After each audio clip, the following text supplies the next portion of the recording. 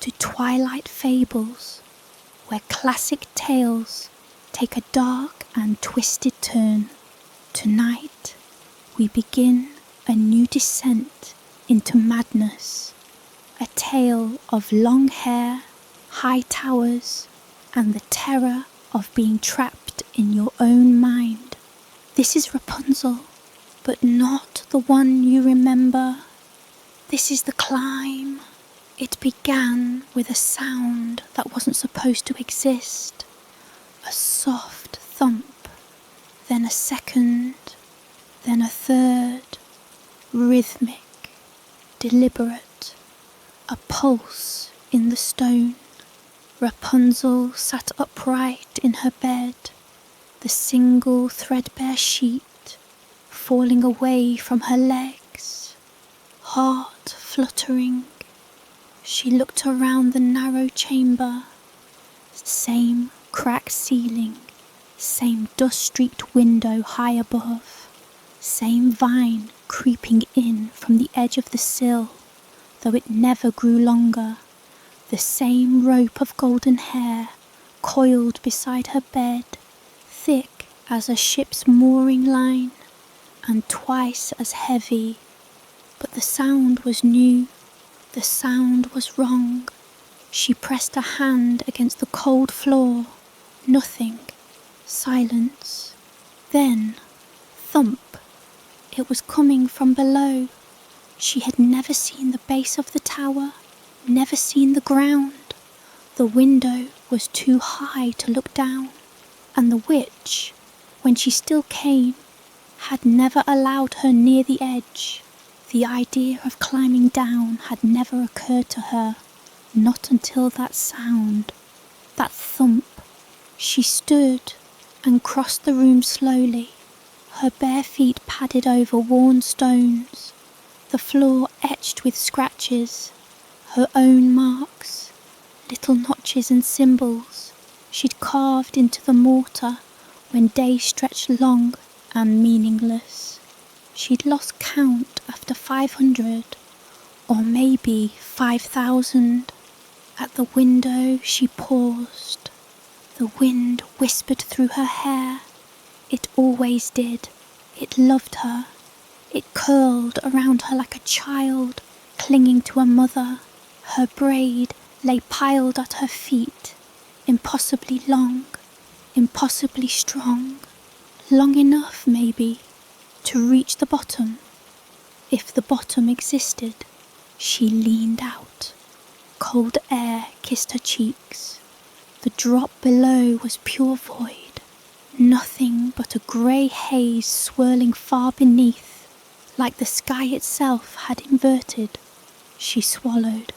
Rapunzel, she whispered to no one, testing her voice. It cracked from disuse. Let down your hair. She took the braid, looped it securely around the base of the old iron bedpost, and gave it a tug.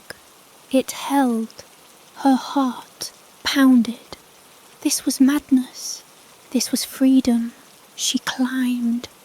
The descent was slower than she expected. Her muscles ached quickly.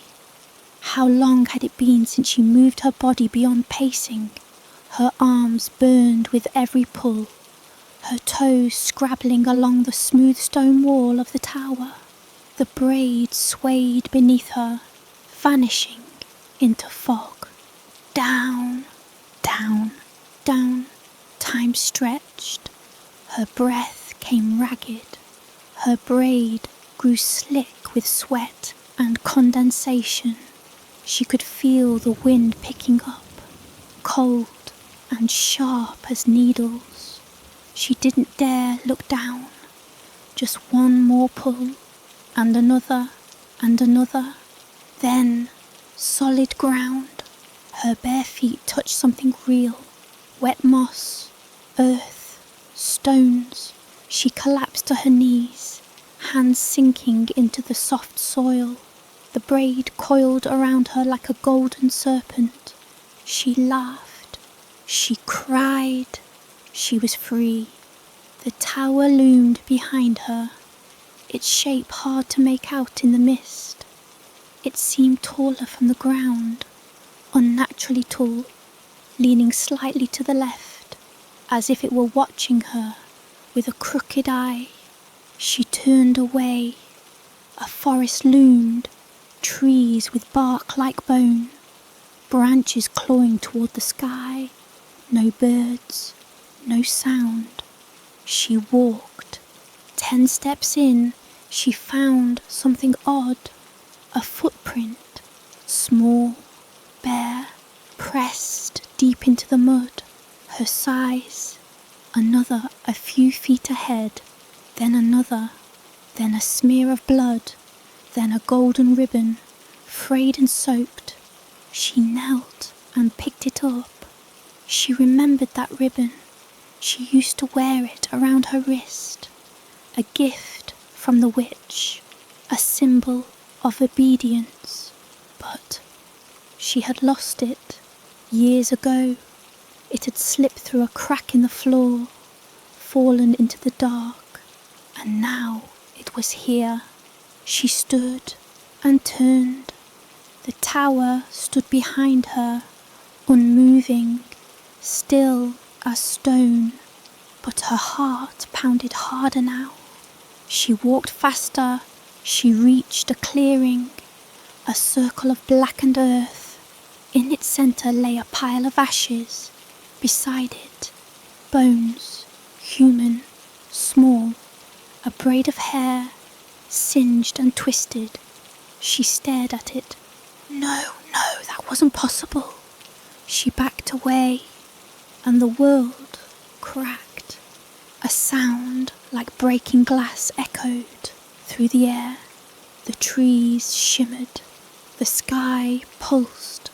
Her head throbbed, and she dropped to her knees, clutching her skull.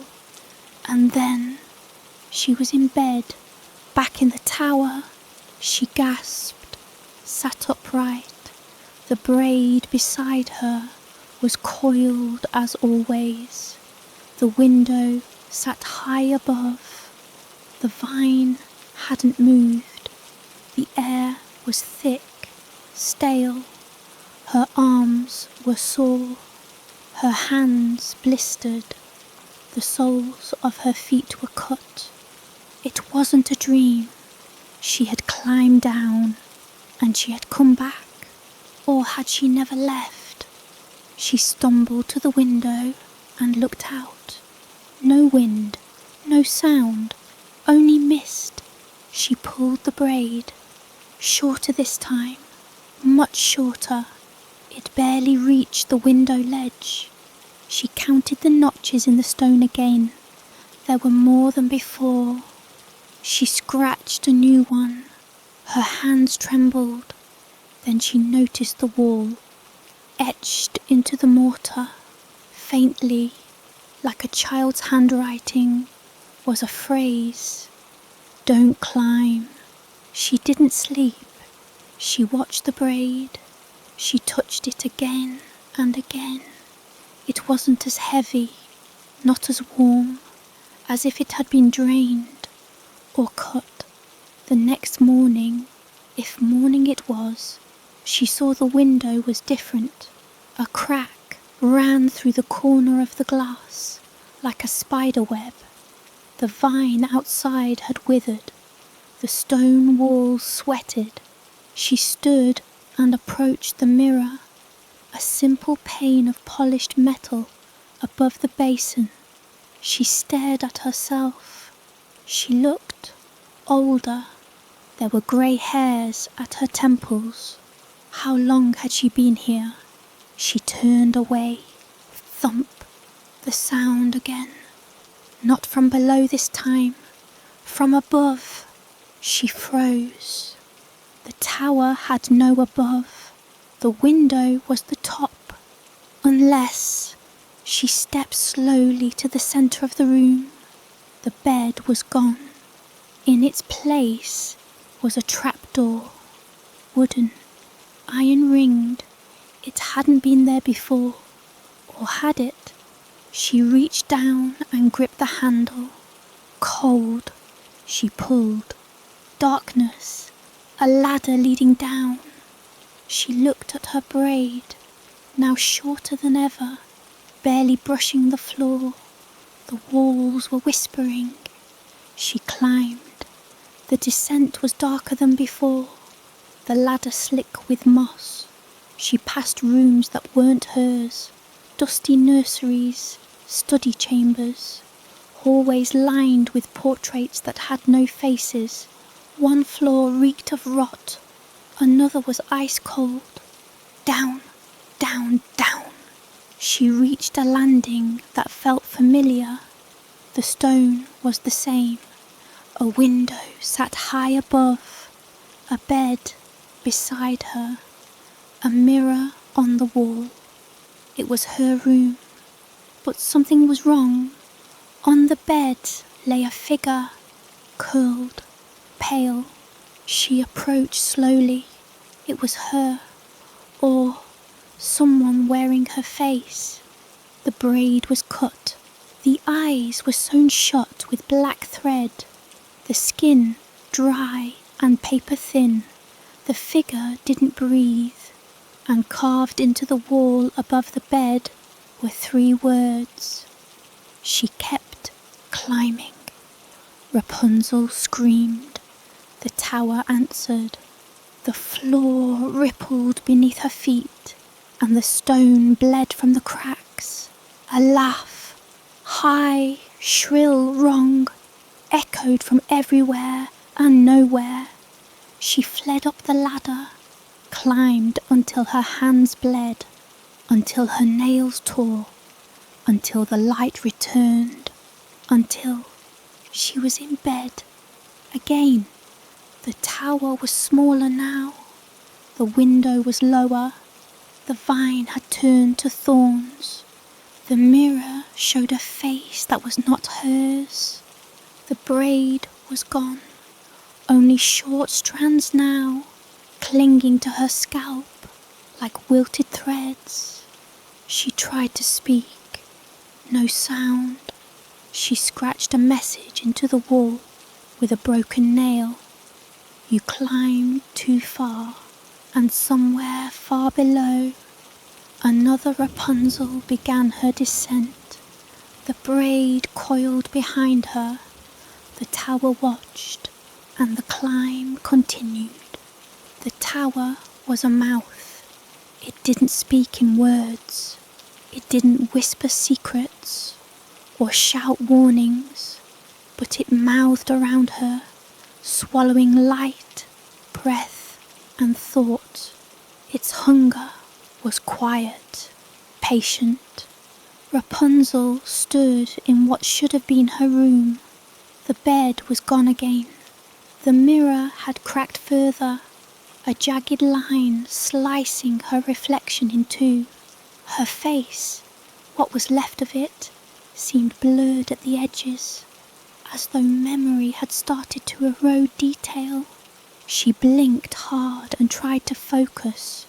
Her arms hurt, her legs ached, her fingers trembled from the climb, even though she hadn't climbed. Not this time, not yet. She looked down at her braid. It was growing again. The first time she'd climbed, it had shortened. The second time, after the ladder, after the corpse in her bed, it had been gone completely, but now it was back, coiling out from her scalp like a golden weed, longer than it had been before, long enough to drag. That was the tower's game. Give, take, grow, reset, but not quite the same. Each loop was a little more rotten, each return a little more wrong. She scraped at the wall with her fingernail, trying to find her old notches. They were still there, but jumbled, out of order, some of them crossed out, some of them not hers. Next to a cluster of hash marks was a new message. You are not the first. She pressed her forehead against the cold stone and exhaled shakily. She could feel the tower breathing too, slow and shallow. Then she turned to the window. It had changed again. The fog outside was thicker, tinged green like bile. Shapes moved within it, long-limbed, faceless, crawling things that circled, but never stepped into view. This time, she didn't say the old rhyme. No more Rapunzel, Rapunzel, no more letting anything down. She didn't need permission. She had the braid, and she still remembered how to climb. Down, the same grip, same rhythm, hands over hands, toes against cold stone. She hadn't eaten in, was it days, weeks? Time had no meaning here. Only the rhythm mattered, only the pull, the burn, the ache in her spine and shoulders. The wind cut deeper now. It smelled of rust and rot. The braid trembled in her grasp, as if trying to writhe away. Down, down, down. Again, her foot touched solid ground. She collapsed, breathless, shaking, soaked in sweat. The soil beneath her was black. The mist no longer clung to the base of the tower, revealing what lay beneath. A spiral pattern etched into the earth, massive and ancient, radiating out from the tower's foundation like a summoning circle. Bones littered the outer edge. Some had been there a long time, white and brittle. Others were fresh. She didn't run. She stood slowly, braid dragging behind her like a chain, and walked. She passed a tree. There was a name carved into it. Ella. Another tree. Bryony. Then Rapunzel.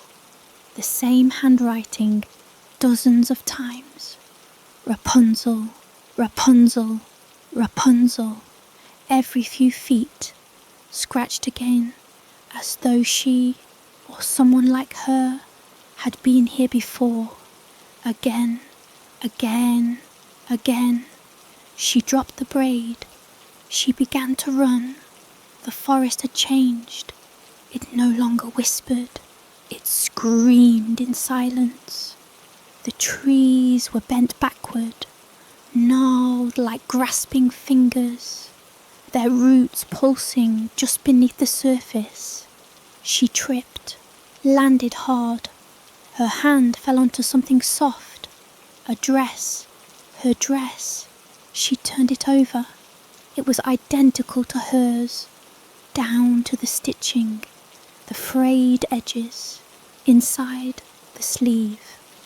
A tiny patch sewn with a thread of gold. She remembered doing that when she was 6, 7, but she hadn't had a needle or thread, had she? Something crunched beneath the dress. She pulled it away.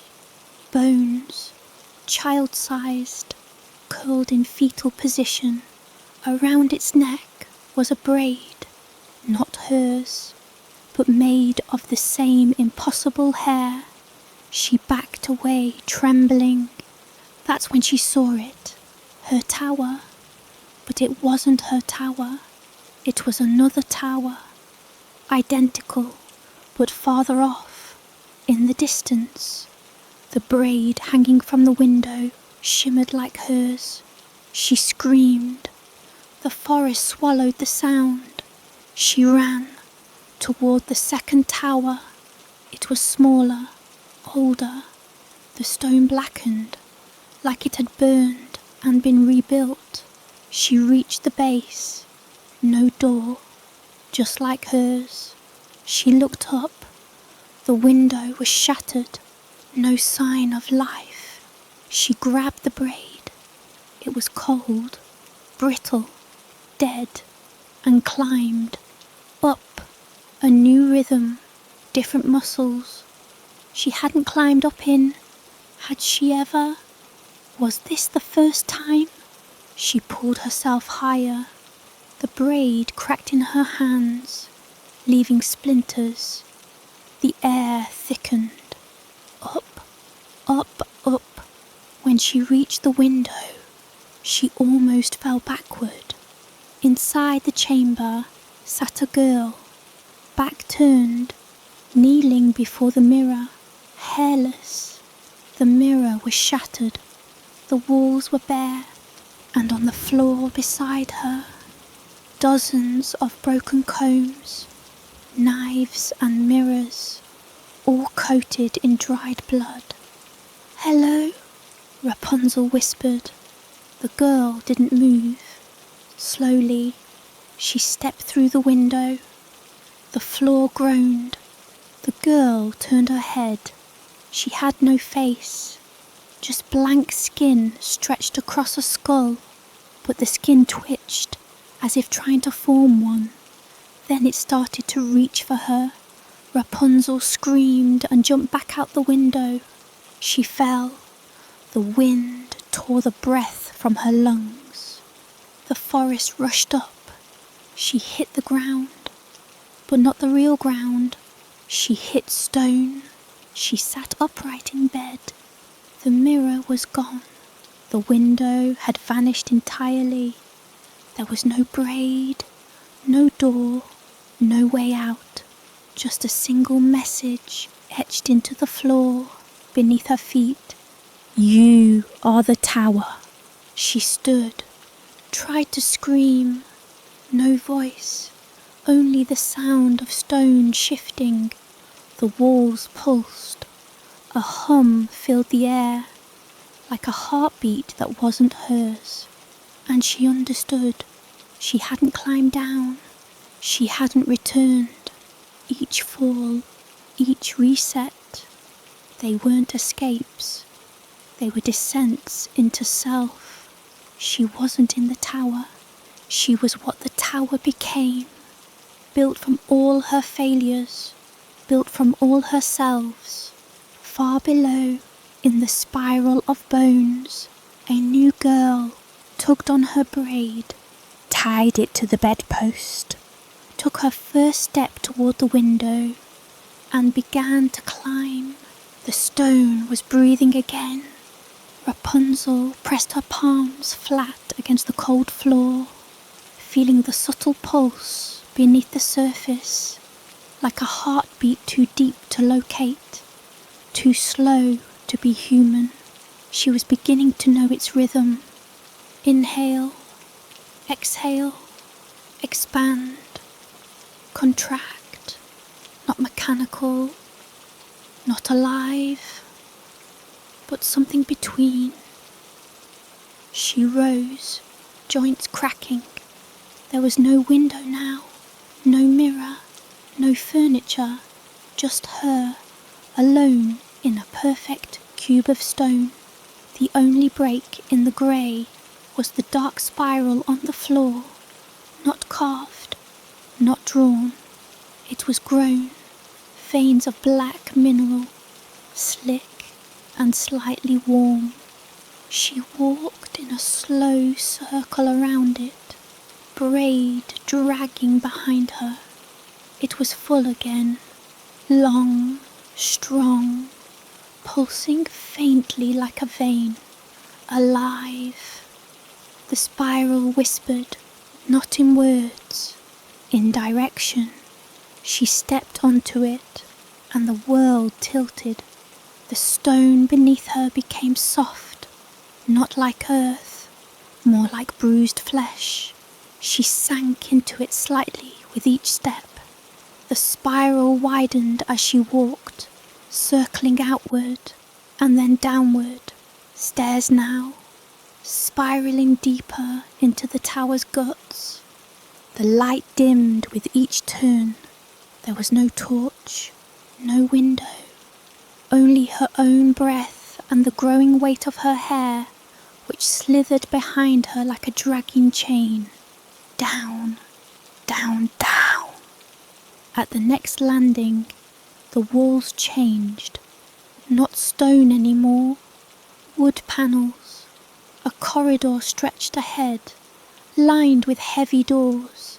Dust floated thick in the air. She coughed once, and the dust moved with intent. It rippled away from her, like something drawing breath on the other side. The first door was ajar. She pushed it open. Inside was her room. Not the current one, not the grey cell she'd woken in. This one had colour, light, a rug with embroidered roses, a spinning wheel in the corner, dolls on a shelf, sunlight painted squares on the floor from a window that didn't exist. Rapunzel took a cautious step inside. Her younger self sat at the desk, 7, maybe 8, humming as she braided her hair. She didn't turn, didn't react. Then, a twitch. The child's head tilted slightly to the side. Her lips stopped moving. She sniffed the air. Then she spoke. I remember this part. Her voice was wrong. Layered, deep, too old for her small frame. Rapunzel stepped backward. The girl turned around. Her face was hollow, empty. Hair poured from her eye sockets like liquid gold. I always hated this room, the girl said, voice echoing, layered with dozens of whispering voices. Beneath the surface, she made me stay in it the longest. Rapunzel reached for the doorknob. You won't find what you're looking for down here, the girl added, voice curling in the shadows. But you'll keep going. You always do. Rapunzel shut the door and continued down the corridor. She passed another door. This one was scorched. A black handprint charred into the wood. Inside, she heard weeping. A girl's voice, not her own. Or maybe it was. The next was chained shut with locks. One of the links was made from her own teeth. She didn't stop. At the far end of the corridor, a stairway led down again, narrower now. The spiral tightened. She followed it. The air grew thick. Her braid stuck to the walls. The next landing was a cavern, endless, hollow, echoing. The ceiling vanished into blackness. In the centre was a well, dry, deep. Her braid twitched as she neared it, the ends flicking over the rim like they wanted to leap inside. A voice echoed up. Hello, soft, young, frightened. She leaned over. Far below, a girl sat at the bottom of the well, knees pulled to her chest, pale, eyes wide. Rapunzel's breath caught. It was her, not an echo, a true her, from a time long before the tower. Who are you? The girl asked. I'm you, Rapunzel whispered. The girl frowned. No, you're not. You're what she made. She reached into the folds of her dress and pulled out a jagged shard of mirror. Want to see what you look like now? Rapunzel turned away. The girl laughed, a bitter, raw sound. You can climb all you want. It doesn't matter. There's nowhere else to go. The air around her shimmered. The spiral had led her to a dead end, but when she turned back toward the corridor, it was gone. Only the well remained, and her braid, now slithering downward, inch by inch, into the dark.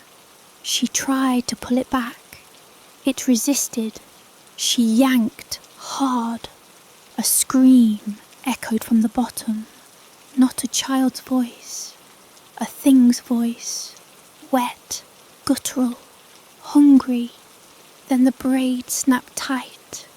The end had been caught and pulled. She ran up the spiral, back through the breathless dark.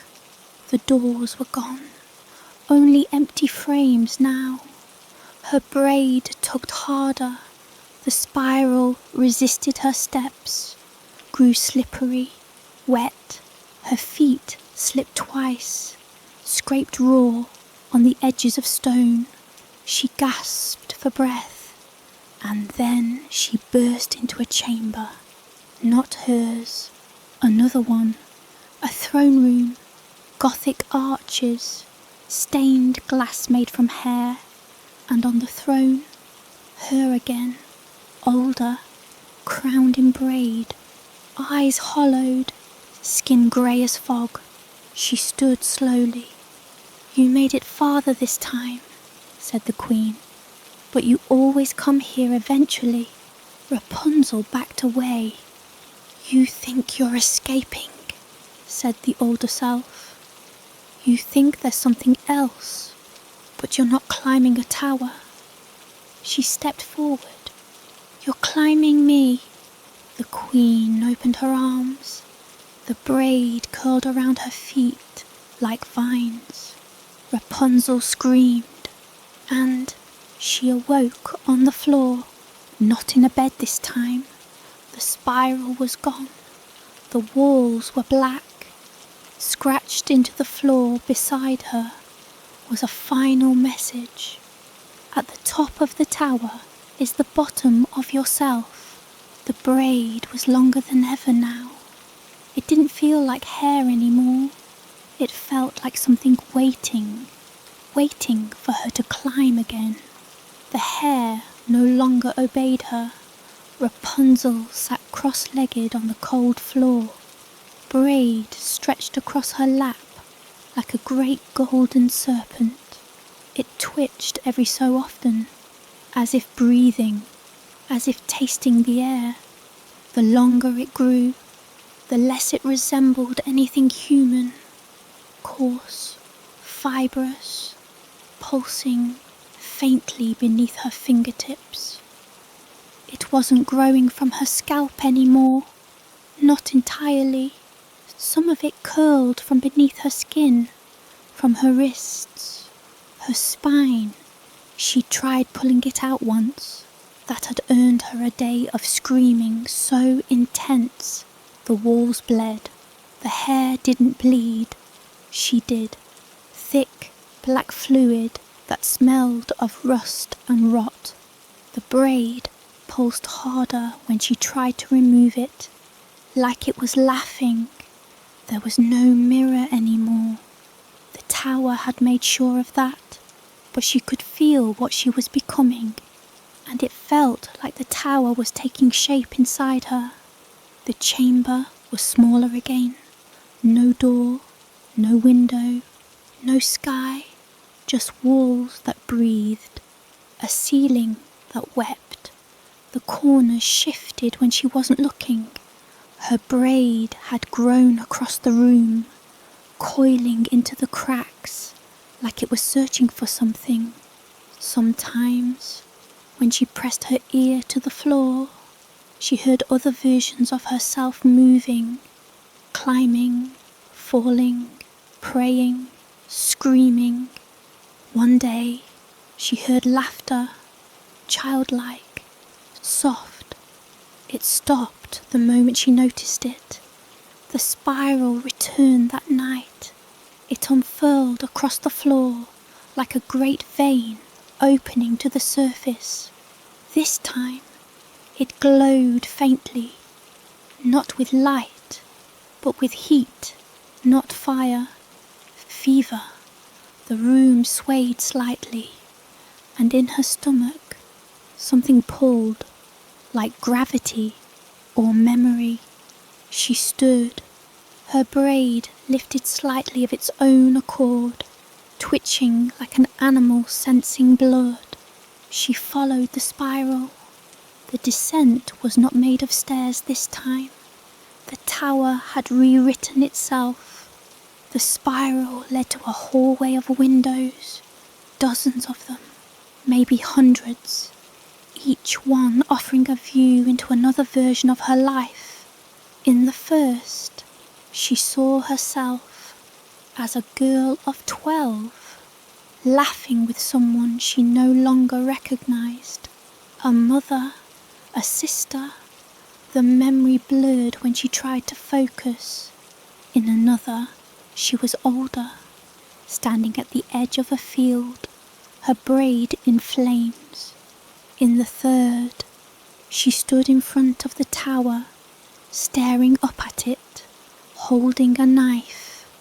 In the fourth, she was dead, crucified by her own hair. The strands wound through her mouth, into her eyes, down her throat, pinned like a butterfly to a slab of grey stone. She turned away, but the braid tugged her back, demanded she look. She ripped herself free and kept walking. The next hallway was narrow, suffocating. Walls closed in around her like lungs exhaling. She could feel the tower's warmth now, deep, fevered, unwell. She passed writing on the wall. There is no Rapunzel, only the climb, further down. Stop ascending, start remembering, and then, smeared in something sticky and red-brown. You did this. She stopped, turned slowly. Behind her, the braid stood upright, arching like a cobra, its tip split open like a mouth. Inside it, tiny teeth glistened. She backed away. It lunged. Darkness swallowed her. She awoke on the side of a staircase. Not the spiral this time. A grand staircase, the kind that belongs in a palace, carved from marble and bone. Paintings hung on the walls beside her, portraits of herself, each one older, each one more decayed. Her eyes missing in one, her scalp torn open in another, her arms replaced by golden cords in a third. At the top of the stairs stood a door. Below her, only void, the braid coiled eagerly at her feet, humming with energy. The tower was leading her somewhere, but nowhere good. She climbed, up, up, up. This climb was different. No ache in her muscles, no pain in her joints. She was lighter now, less flesh, more something else. She passed a mirror, cracked in spider webs. Her reflection walked slightly behind her, half a step out of sync. Its mouth moved, whispering words she couldn't hear. She refused to listen. At the top of the stairs, the door opened by itself. Inside, another Rapunzel, this one regal, still, seated on a throne of hair. Her eyes were gouged out, but her mouth smiled. You made it, she said. I keep making it, Rapunzel answered, and I keep coming back. The queen's smile widened. Her teeth were jagged like broken bone. Do you remember why yet? Rapunzel shook her head. The queen stood. This isn't a punishment, little one. It's a process. Process for what? Becoming. She lifted a hand, and the braid rose, all of it, from the floor, from Rapunzel's scalp, from the walls themselves, a single mass, a single mind. You think the climb is escape, the Queen said. It isn't. It's integration. Every time you fall, you merge. Every time you wake, you're closer to the centre. Rapunzel back toward the door. The walls were gone, only hair, woven into architecture. The Queen approached. There is no tower. She pressed a hand to Rapunzel's chest. Only you. The chamber went dark. She woke again. No window, no ceiling. The braid wrapped around her neck, shoulders, limbs, not choking, but anchoring. It twitched gently. A comfort, a restraint. She sat up, etched into the wall, larger than ever. There is no Rapunzel, only the climb. She nodded once and began to descend again. The braid was waiting. It coiled along the floor like a great golden serpent, pulsing gently with a heartbeat that wasn't her own.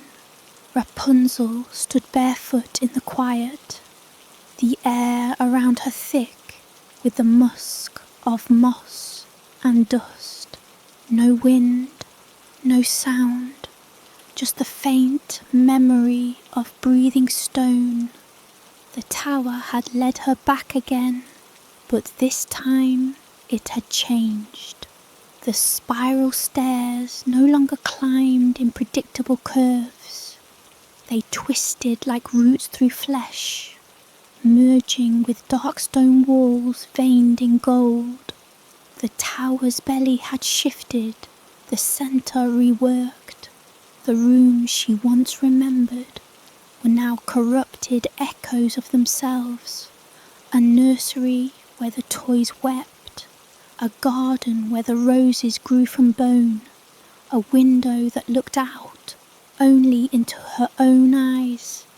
Rapunzel felt the pull, not of gravity, but of memory.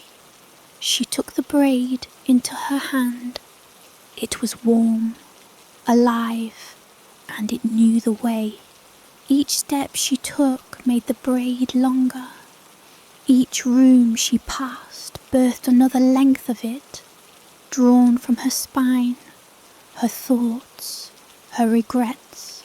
Sometimes the braid whispered things she never remembered living.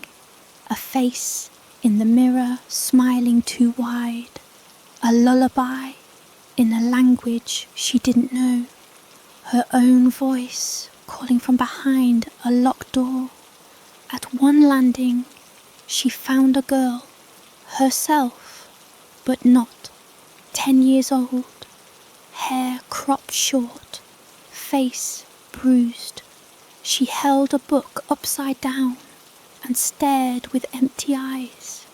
Rapunzel blinked, and the girl vanished, leaving only damp footprints behind. Rapunzel had stopped counting the levels. Each floor made less sense than the last. Time here was unthreading. In a room made of mirrors, she saw 1,000 versions of herself, some aged, some hollow, some blind and smiling. They all raised a hand in unison when she passed. None of them blinked. By now, the braid had become a burden. It trailed behind her, massive and living, dragging like an anchor. But it was also a guide, turning where she hesitated, tightening when danger lurked near. And there was danger. The air grew hungrier the deeper she went. The walls throbbed. Once, the stone itself split open like skin, and something slithered past the gap, too long, too thin, whispering her name in her mother's voice. She found the door again, the same one as before. It still had no handle, still covered in that fine etching of golden curls that matched her braid perfectly. But this time the braid reacted. It reached up on its own, strands twisting into a shape, an answer, a key. Rapunzel hesitated. This felt final, the end of the climb, or the beginning of a deeper descent. But she had come too far to turn away now. She let the braid complete its pattern. The door opened. Inside, the world was inverted. The room beyond was not stone, not tower. It was forest. A circle of trees enclosed her, black and leafless, their branches reaching upward like the arms of drowning things. The ground was soft moss, and beneath it pulsed something vast and alive. In the centre stood a well. From it rose a rope, not of hemp but hair, her braid feeding downward into the dark. Something tugged it from below. The forest groaned, and from the trees the other versions of her stepped forward, the ones from the mirrors, the rooms, the dreams, silent, watching, all eyes on her, waiting. She approached the well. Every instinct screamed to run, but there was no path behind her now. The tower had sealed itself. She was within its heart. She grasped the braid with both hands and descended. The walls of the well were slick and warm, not stone, but flesh-like. The braid supported her weight as she lowered herself, the dark swallowing her inch by inch. From above, the forest faded, and the only sound was the wet breathing of the tunnel. She passed faces embedded in the walls, crying, laughing, some silently mouthing her name. The braid vibrated, warning her, but she couldn't stop. Not now, not when she was so close to the truth. Then, a chamber, lit from nowhere. She landed softly, barefoot on gold-flecked stone, and there, waiting in the centre, was the original braid. The first one, still intact, still pulsing, still alive. It coiled like a throne, and on it sat a girl with no eyes, her hair endless, her mouth sewn shut. The braid lifted, pointing at Rapunzel, and she understood. She wasn't the first, she would not be the last, but she was the one who remembered. And then came the merging. The braid wrapped around her shoulders, her legs, her throat, not choking, but connecting. It burrowed into her thoughts, her memories, her scars, threading her with every Rapunzel that had ever been. She screamed, not in pain, but in recognition. The chamber pulsed, and then silence. She opened her eyes. The braid led her. It always had. Even now, as her feet sank into the cold mire of dead leaves and hair-thick vines, it tugged gently forward. Each step Rapunzel took was muffled, cushioned by tangled locks that carpeted the forest floor. her hair, or the hair of others like her. The distinction no longer mattered. The trees towered around her like pillars in a ruined cathedral, bark the colour of bruised skin, their branches weaving overhead to blot out even the moonlight. Her fingers brushed the nearest trunk, and it pulsed beneath her touch. Not wood, not quite, closer to bone wrapped in veined parchment. She should have been frightened, but she wasn't. She had crossed the line long ago, past fear, past grief, past longing. All that remained was momentum. The braid knew the way. She followed. It wound through the tower forest like a lifeline.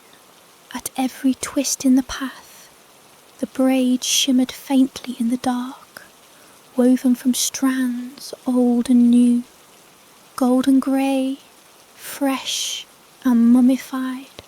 At intervals, Rapunzel caught sight of familiar things embedded within its length, a ribbon from her childhood, a wooden comb, the chipped porcelain face of her old doll, grinning with cracked teeth. They had all been lost, or so she thought. Now they returned to her, twisted into the living tapestry of her own history. The forest remembered, the braid remembered, and now it pulled. As she climbed a small ridge covered in hair moss, she heard a soft thud behind her. Rapunzel turned.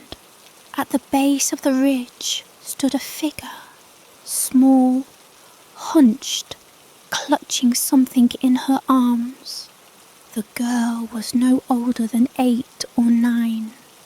Her hair was a limp curtain of brown, cut unevenly, face gaunt, eyes dull.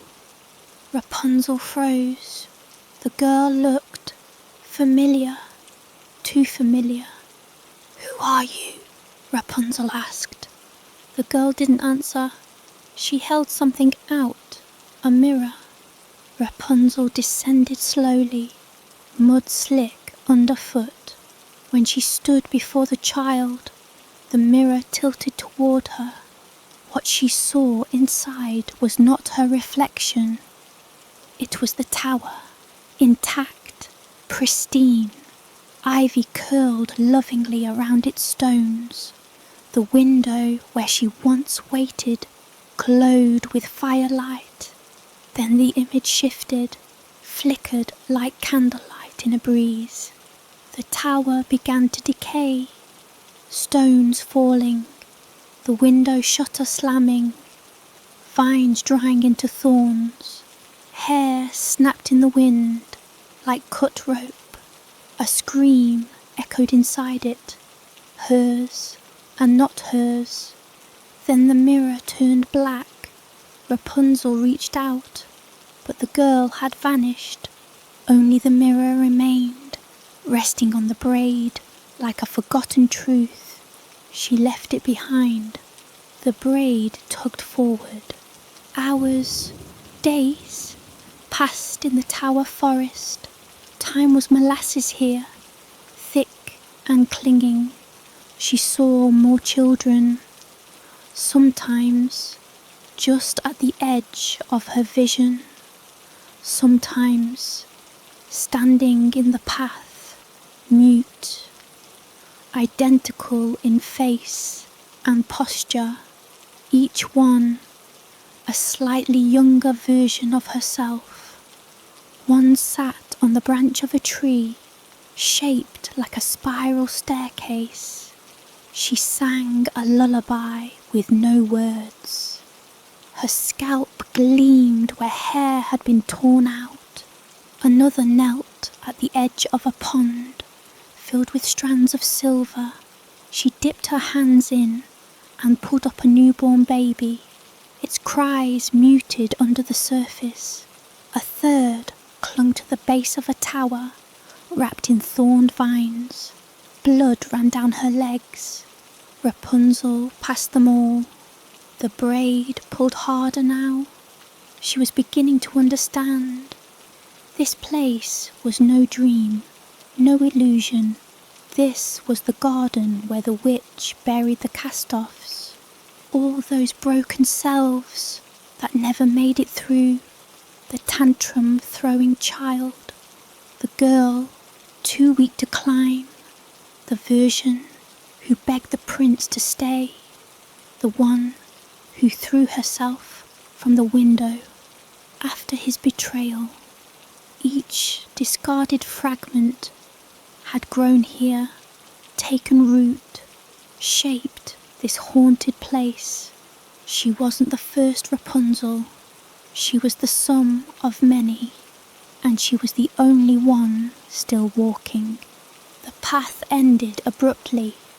Before her rose a tower, one unlike the others.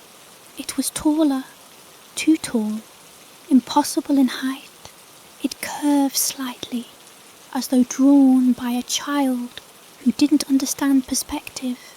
Its surface was woven, not from stone, but from hair, thick ropes of it, black and gold and bone white, coiled together to form walls, turrets, balconies. At the top was a window. It glowed faintly.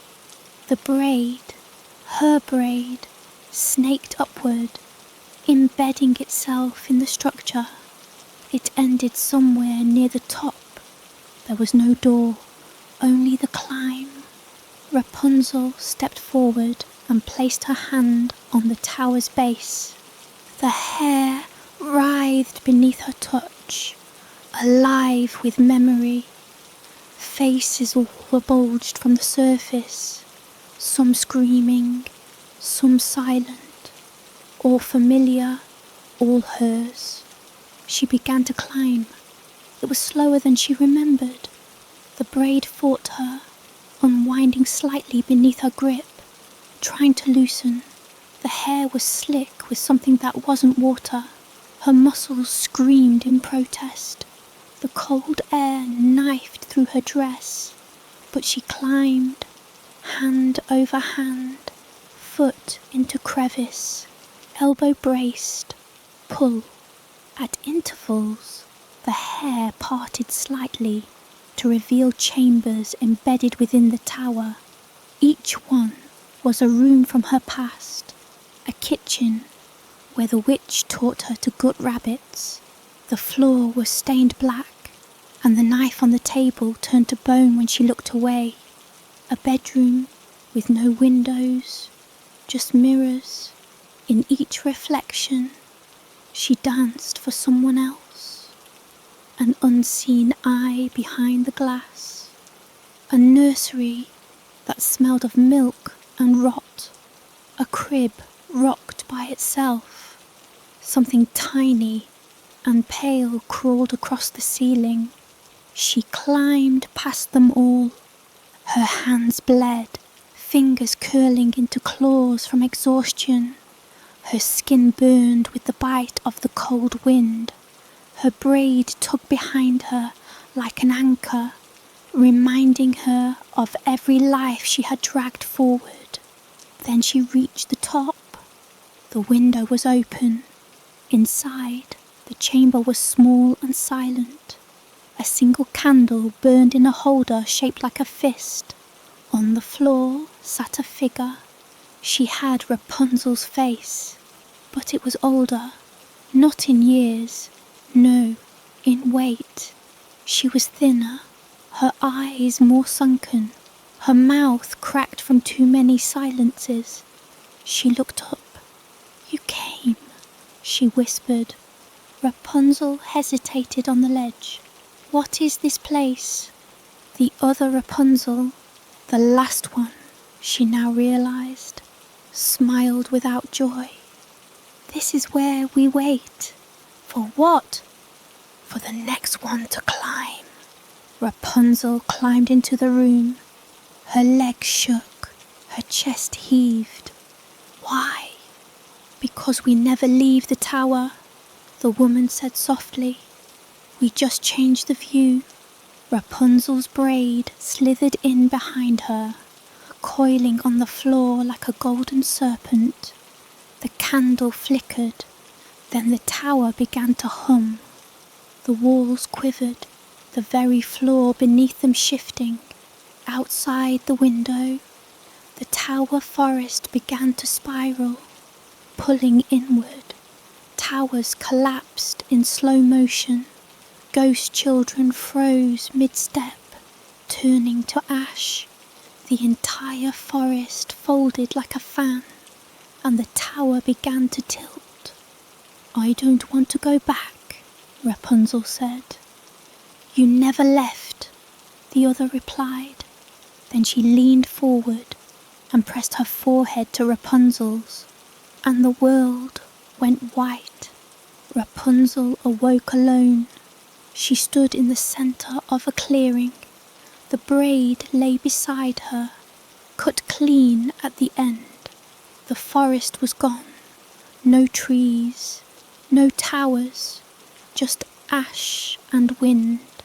She looked down at her hands, younger now, fresh, unscarred, but something inside her pulsed with age. She turned around and saw the tower, not the impossible one, but hers, the real one, stone, weathered, familiar. It stood just as it had when she first looked down and saw the prince.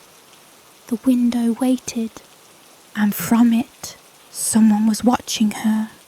She stepped forward. The stars faded into fog. What Rapunzel first believed to be open sky was instead a thick, pale mist rolling endlessly in all directions. The moment she stepped beyond the shimmering chamber, the golden warmth vanished behind her, swallowed by the swirling white void. She turned back. The tower was gone. No walls, no windows, no sky, no ground, only a soft, muted hush that filled the space like breathless anticipation. Her braid trailed behind her still, impossibly long, the only anchor to anything tangible. The ends shimmered faintly, pulsing like a heartbeat. She walked. With each step, the fog around her rippled, not parting, but reshaping, reacting, watching. It felt like walking through a dream half remembered, the details melting the moment she tried to grasp them. The silence deepened, then a whisper. Why did you climb? It wasn't her voice. It wasn't any of her echoes. It was something older, richer, and impossibly close. I had to, Rapunzel said aloud, though the words felt like they sank into cotton. To escape, the voice murmured again, or to return. She paused. Her fingers touched her braid reflexively, feeling its weight.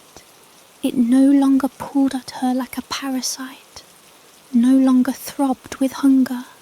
It simply existed, soft, living memory.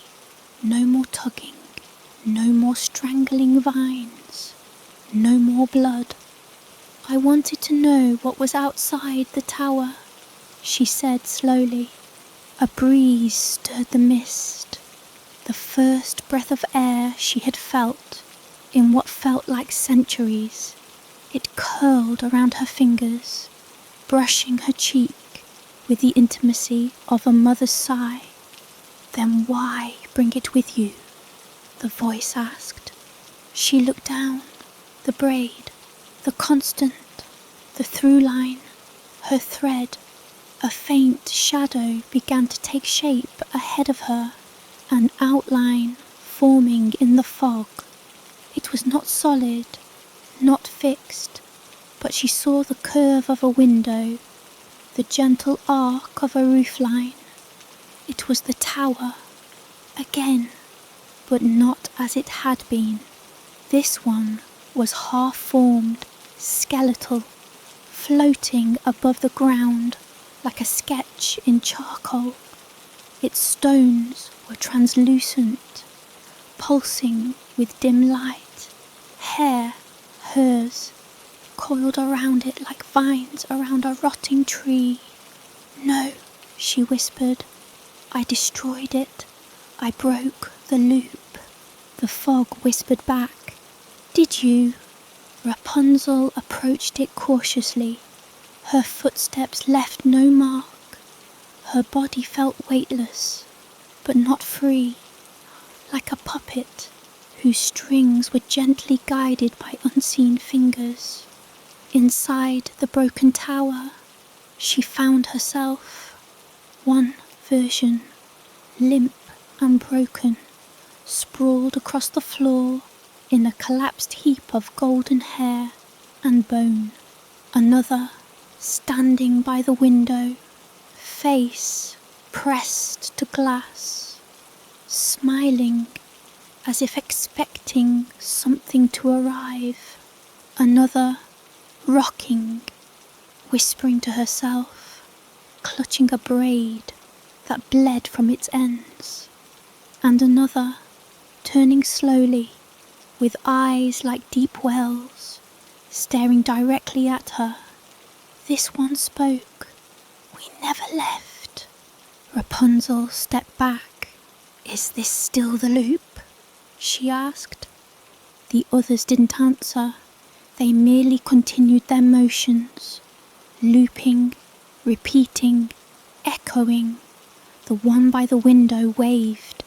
Another wept into the floor. The bleeding braid twitched in its keeper's grip.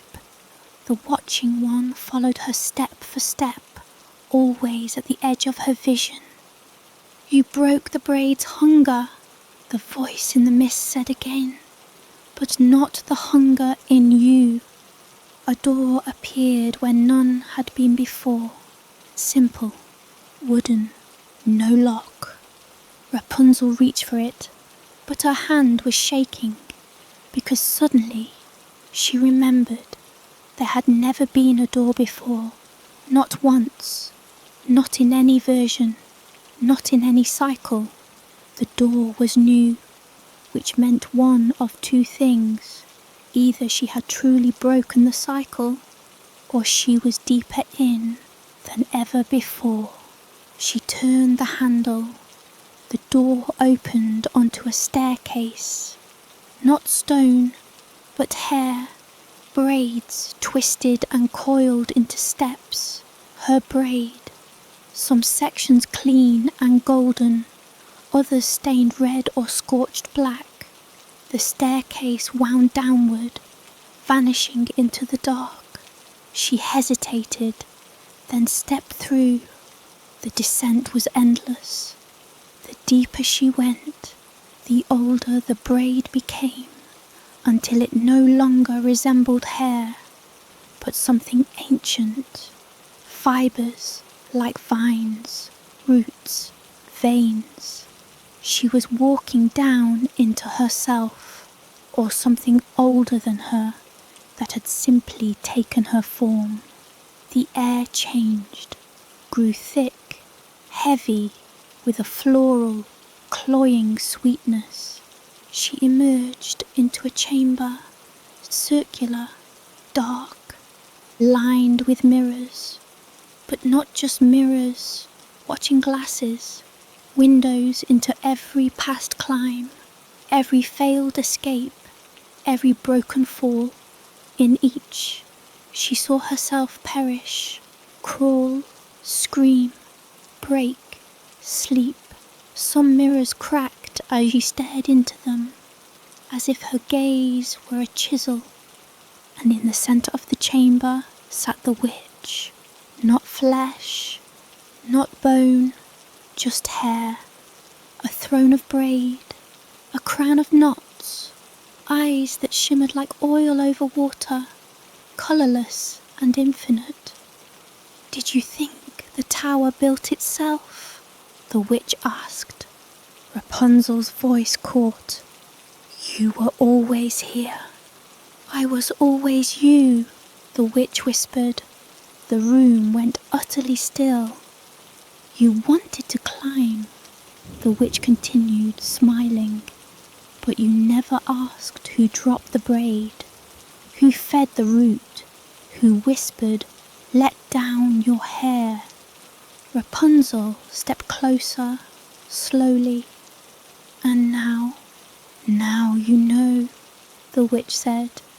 The tower is not stone, it is story, and you are its spine. With a motion of her hand, the mirrors shattered, the braid beneath Rapunzel's feet recoiled, coiling around her ankles like nervous serpents. I'm tired of climbing, Rapunzel said. Then stop, the witch whispered. But understand, if you leave the story, something else must take your place.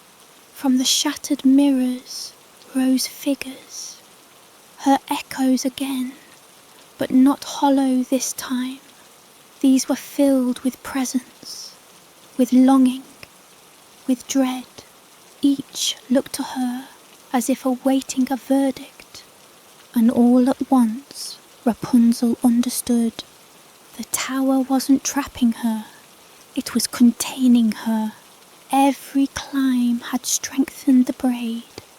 Every fall had deepened the root. She had not been escaping. She had been forging the myth, layer by layer, braid by braid. And now she had climbed all the way down into the root of it all. She could walk away, but the story would stay, and something would wear her braid, climb her tower, speak her lines, repeat the loop, unless she chose to end it. She reached up, felt the final length of braid still attached to her scalp, and began to pull.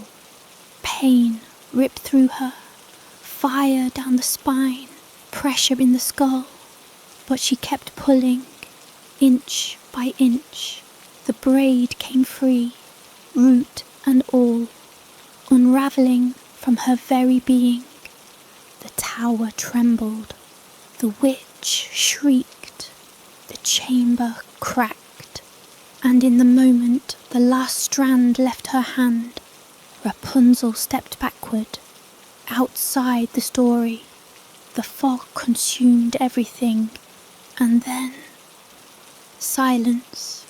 She awoke on a patch of wild grass, sunlight through trees, no tower, no braid, just a girl, alone and free, for now. The starlit ground beneath Rapunzel's feet felt soft, like moss blanketing an old forest floor. She had walked for what felt like hours, or was it minutes? Time no longer behaved as it once had. The golden braid trailing behind her pulsed faintly, like a heartbeat tethered to something vast and ancient. Above, the stars shifted, constellations she didn't recognize blinked in and out of existence. The sky itself swirled like ink dropped into water, and yet there was a strange peace in the quiet expanse, until the voices returned, not in her head, not within the braid. They came from the trees. She hadn't realized trees had sprouted around her, blackened trunks twisted with strands of pale gold, their bark veined with light, their roots clutching at the earth like desperate hands. Climb, one tree whispered, its trunk splitting open like lips. "You must climb again," said another, its branches forming the shape of a noose. "You left something behind," rasped a third, and from its bark hung a shredded gown stained with dried blood. Rapunzel backed away, but the braid tugged at her heel, not to restrain, to remind. She turned and saw the tower again. Not far now, only a few paces ahead, but something was wrong. This wasn't the tower as she remembered it. This was a graveyard of towers. Stone columns pierced the sky, like ribs from a buried giant. Some had windows, some none. Some had ladders made of bone, others bled from the cracks. Each tower hummed with a faint memory, hers. Each had held a version of her, had devoured her. One tower breathed, another tower wept. The tallest, the one directly before her, bore the braid like a flag down its side. Her tower, the original. She stepped forward. As she approached, the braid began to rise, lifting of its own accord, wrapping gently around her shoulders, not to bind, to guide. This time, there was no need to throw it up. It knew where to go. It was returning home. The climb was no longer a struggle. It was a ritual. Each handhold pulsed with warmth as her fingers met the stone. Her arms didn't ache. Her breath remained steady. The climb welcomed her like a returning daughter. And at the top, the window was open. No more grating screams. No more cold wind. Just the scent of lavender and dust. She pulled herself in. The chamber was as she had last seen it in the golden braid chamber. Only now it felt still, like the end of a song. The mirror was whole, and it no longer showed twisted faces or looping nightmares. It showed her, just her, bruised, worn, aged beyond her years, but whole. She stepped toward it. Her reflection did the same, and smiled. "You've made it," the mirror whispered. "Now you may choose." Rapunzel didn't speak. She didn't need to. From the shadows behind her came footsteps. Not the witch, not a demon, a child. Hers, the younger self from the dream, the one who used to sit by the window and wait, the one who used to hum lullabies and imagine rescue. The child held a key, silver, twisting, alive with light. Rapunzel knelt. The girl placed it in her hand, then vanished. The mirror shimmered. Beneath it, a door appeared, wooden, carved with hundreds of miniature towers and braids. The braid at her back gently uncoiled and fell away like a robe sliding from the shoulders. She was herself now, not the braid, not the witch, not the prisoner. She opened the door and stepped through. It was dawn, real dawn. She stood in a meadow of wildflowers and gold-tinged grasses. Birds sang. The sun warmed her face. Behind her, the tower crumbled, stone by stone. Each piece fell and melted into the earth, devoured by time. She didn't watch it fall. She only walked forward. Somewhere deep below, in the last breath of the tower's collapsing foundation, the braid remained, curled gently around a single stone, humming softly, waiting. The climb was over, for now.